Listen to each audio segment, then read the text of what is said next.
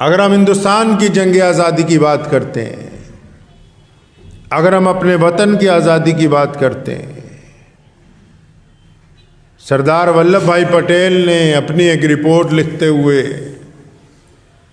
जब किस्सा खानी बाज़ार पेशावर में, आपने जलियांवाले बाग का नाम सुना होगा, जलियांवाले बाग की भी अगर आप फहरिस्त उठा लेंगे तो शहादत हासिल करने वालों में से हमारे नाम किसी से कम नहीं है।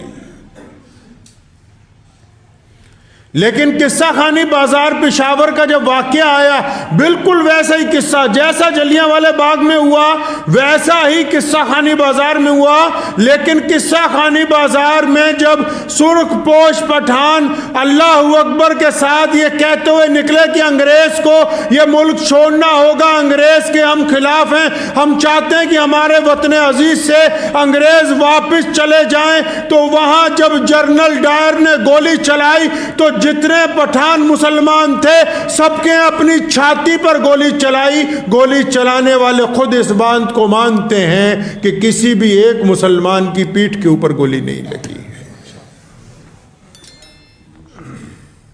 सरदार वल्लभ भाई पटेल ने अपनी रिपोर्ट में लिखा है, पढ़ लीजिए। और कांग्रेस के अधिवेशन में पेश की गई है 1936 में कि किस्सा खानी बाजार में सुर्खपोश मुसलमानों ने जो कुर्बानियां दी हैं, पूरे मुल्क के अवाम इस कुर्बानी को सलाम पेश करते हैं कि इससे बड़ी कुर्बानी नहीं हो सकती कोई,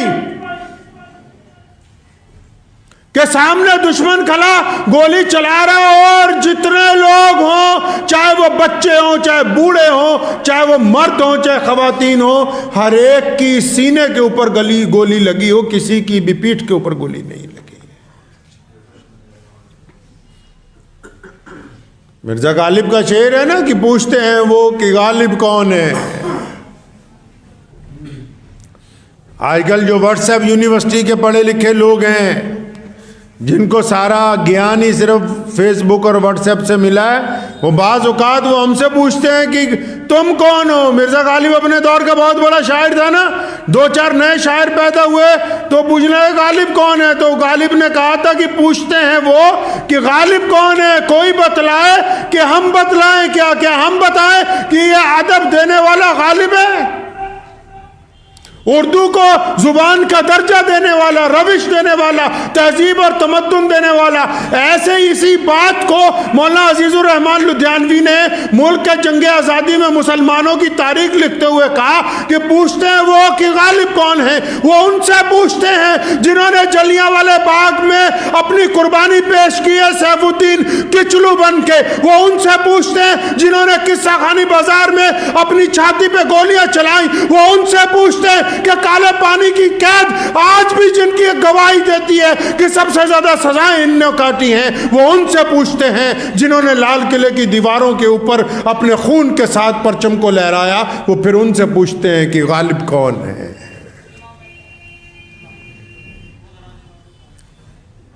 कुर्बानी देनी पड़ती है मुल्क को, कौमों को जिंदा करने के लिए। चमचागिरियां जो आज करते हैं, ऐसे चमचे अंग्रेज के दौर में भी थे। जैसे आज कुछ लोग टोटी बने हुए हैं, ऐसे उस दौर में भी टोटी हुआ करते थे,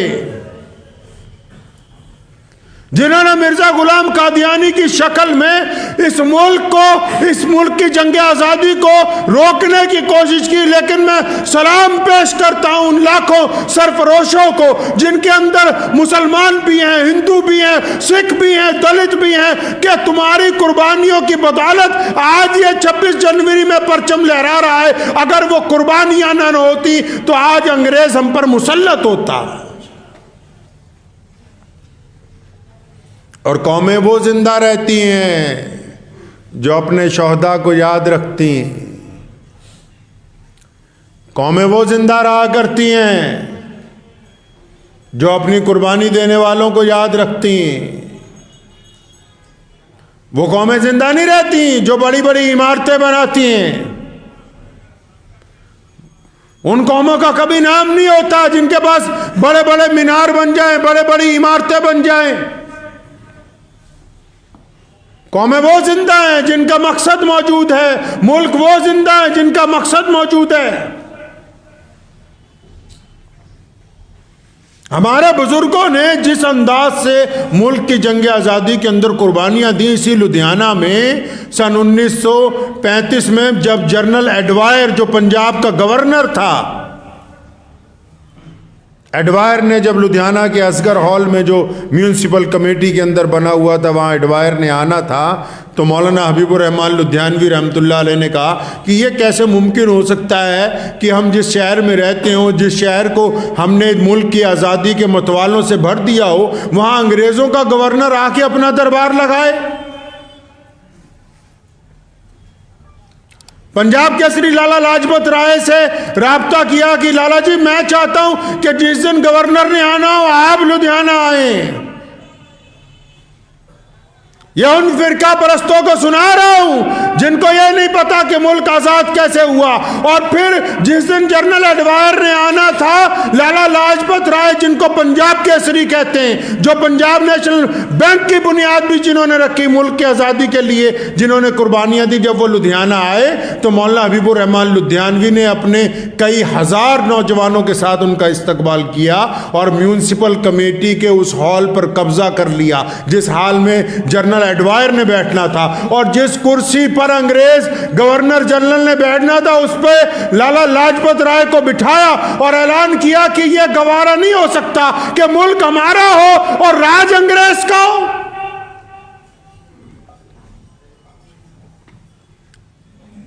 जब मौलाना हबीबुर रहमान लुधियानवी रहमतुल्लाह अलैह को पहली दफा गिरफ्तार किया गया तो विद्यासागर की अदालत में दर्जे अव्वल का जो मजिस्ट्रेट है, जो फर्स्ट क्लास मजिस्ट्रेट जिसको कहते हैं,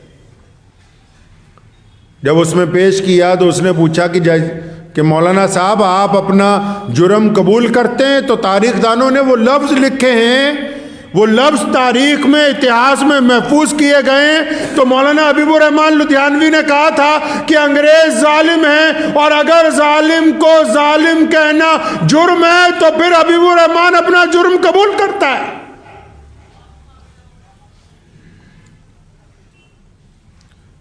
अंग्रेज डिप्टी कमिश्नर कुल्टन बहादुर ने उनकी सजा को बढ़ाने के लिए उनको लुधियाना की जेल के अंदर दोबारा अदालत लगवाई जब 1 साल की कैद पूरी हो रही थी पहली मर्तबा। और जो जज था वो जब कैद दोबारा देने लगा तो उस जज ने बड़ी शर्मिंदगी के साथ मौलाना हबीबुर रहमान लुधियानवी के कान में एक बात कही थी कि जज साहब मौलाना साहब मैं मजबूर हूं, मुझे पता है कि ये आपकी सजा नहीं बनती क्योंकि आपने कोई ऐसा काम नहीं किया जिससे इंसानों को नुकसान पहुंचता हो। आप सिर्फ हुकूमत के खिलाफ बोल रहे हैं, आप सिर्फ अंग्रेज के खिलाफ बोल रहे हैं, लेकिन मैं मजबूर हूं, आपको सजा लिख रहा हूं 1 साल की। मैं इसलिए मजबूर हूं क्योंकि अंग्रेज डिप्टी कमिश्नर ने मुझे कह के भेजा है कि इनको 1 साल की और सजा दो। जब जज ने ये बात कही थी तो सुनो, उस अजीम मुजाहिद आज़ादी भारत के उस महान स्वतंत्रता सेनानी ने क्या बात कही। फरमाया कि जय साहब, जिंदगी के पहले मरहले पर मुझे आज़ादी और गुलामी का फलसफा समझ में आ गया। आप जज की कुर्सी पर बैठकर अंग्रेज के गुलाम हैं, मैं कटहरे में खड़ा होकर भी एक आज़ाद इंसान हूं। पहले ही फलसफा समझ आ गया, आज़ादी और गुलामी का फलसफा क्या होता है। बेमिसाल कुर्बानियां पेश की हैं, बेमिसाल। मौलाना मोहम्मद अली जौहर, शौकत अली जौहर को गिरफ्तार कर लिया, पूरे मुल्क के अंदर मूवमेंट चली कि अंग्रेज को निकालना है। ऐन वक्त पर जब उनको गिरफ्तार कर लिया तो 70 साल की बूढ़ी अम्मा, जिसको बी अम्मा के नाम से याद किया जाता है, उसने कमर कस ली और पूरे मुल्क के अंदर उसने दौरा किया और लुधियाना तक पहुंची है। तब ये मुल्क आज़ाद हुआ। हमने कुर्बानियां पेश की हैं मुल्क की आज़ादी के लिए। हज़रत शेखुल हिंद रहमतुल्लाह अलैह जब माल्टा की जेल में असीर थे, अंग्रेज ने माफी नामा सामने रखा और इतने दुर्रे मारता था कि सारी खाल उधड़ गई कमर की, लेकिन शेखुल हिंद ने दुर्रे खाना गवारा करिए, अंग्रेज की चमचागिरी गवारा नहीं की।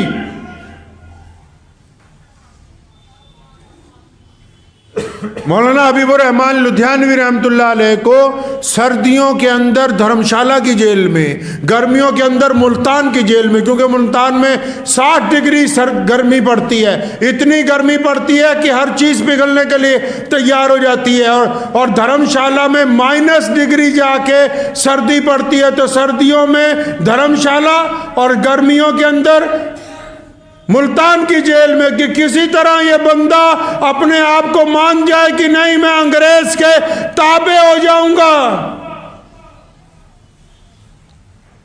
घर को गिराया, मस्जिद को गिराया, जमीनें जायदादें कुर्की कर ली, उसके बावजूद अंग्रेज हमारा हिम्मत और हौसला पस्त नहीं कर सका। लगातार 350 साल हमने कुर्बानियां पेश की हैं, उसके बाद आज जाके ये दुनिया की सबसे बड़ी डेमोक्रेसी जिसको हम कहते हैं, दुनिया का जो सबसे बड़ा मुल्क है जमहूरियत का, इसकी तामीर हमने अपने खून के साथ की है। हमने अपने खून के साथ तामीर की है। शहीद आज़म सरदार भगत सिंह, उनके घर वाले, आज भगत के तस्वीर के साथ फ़ोटो खिंचवाने वाले बहुत हैं, लेकिन जब भगत का साथ देना था तो सरदार किशन सिंह जो उनके वालिद हैं, उनके साथ मौलाना हबीबुर रहमान लुधियानवी खड़ा हुआ नज़र आया, ताकि अंग्रेज़ को पता लगे कि हम एक हैं। सुभाष चंद्र बोस को जब जापान जाना था, साथ में ले जाने वाले हम थे। आजाद हिंद फौज बनाने के लिए अपनी दौलत, अपना माल सबसे पहले पेश करने वाले हम हैं। हमने इस मुल्क के जर्रे जर्रे की हिफाजत की है, और आज भी हम इस मुल्क के जर्रे जर्रे को तरक्की की तरफ ले जा रहे हैं। कोई कुछ कहता रहे, हम इसी रुए ज़मीन पर पैदा हुए हैं, इसी रुए ज़मीन के ऊपर हमारी कब्र बनेगी, और इसी रुए ज़मीन को हम सरशादाब करते रहेंगे। दुनिया की कोई ताकत हमें अपने वतन से अलग नहीं कर सकती है। ये जज्बा किसने दिया है हमें? यह आज़ादी का जज्बा हमें किसने दिया? हम किस जज्बे के तहत अंग्रेज के खिलाफ 300 साल लड़े? आज कौन सा जज्बा है जो हमें अपने मुल्क के लिए तैयार रखता है? आज कौन सा जज्बा है जिसने हमारे अंदर अपने मुल्क के लिए मोहब्बत और अखुवत पैदा की है? आज ऐसा कौन सा जज्बा है कि बेशुमार तानों के बावजूद हम अपनी जगह सालिम हैं और मुल्क की तरक्की के अंदर हिस्सा डाल रहे हैं? ये जज्बा हमें मोहम्मदुर रसूलुल्लाह सल्लल्लाहु तआला अलैहि वसल्लम ने अता किया है, हमारे दीन ने अता किया है। प्यारे नबी हजरत मोहम्मद रसूलुल्लाह सल्लल्लाहु अलैहि वसल्लम ने ये दुनिया के सामने पेश किया नजरिया कि आज़ादी से रहना ही इंसान की फितरत है। ये मोहम्मद रसूलुल्लाह ने करके दिखाया है। नबी अलैहिस्सलातु वस्सलाम ने हमें सबक दिया कि दूसरे को उसके मिजाज के मुताबिक, उसके मजहब के मुताबिक, उसके रवैये के मुताबिक तस्लीम करना, इसी का नाम इंसानियत है। कौन सा माली ऐसा होगा जो चाहे कि बाग में सारे फूल एक ही रंग के हो जाएं? ऐसा कौन सा बाग होता है जिसमें सारे फूल एक ही रंग के हो जाएं? ऐसा कोई बाग दुनिया के अंदर नहीं बना। माली वही है जो हर एक फूल की कदर करता हो, जो हर एक रंग की कदर करता हो, जो हर एक पौधे की आबियारी के लिए कोशिश करता हो। जब कभी ये दिन आते हैं, जंग आज़ादी के दिन, अपने अकाबरीन को याद करें। एक बात अक्सर मैं सारे भारत के लोगों को कहा करता हूं, आप भी सुने। ये तो सुन लिया कि गांधी थे, भगत थे, मौलाना हबीबुर रहमान लुधियानवी थे, अबुल कलाम आज़ाद थे, सुभाष चंद्र बोस थे। ये तो थे ही महान। क्या इनके अलावा और कौन था जो आपके गांव का गांधी था? इनके अलावा और कौन था जो आपके गांव का अबुल कलाम आजाद था?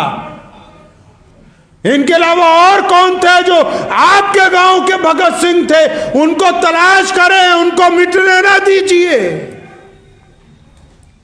उनको मजहब का लिबादा पहना के दफन ना करें, उनको जात और बिरादरी के कपड़े पहना के दफन करने की कोशिश ना करे।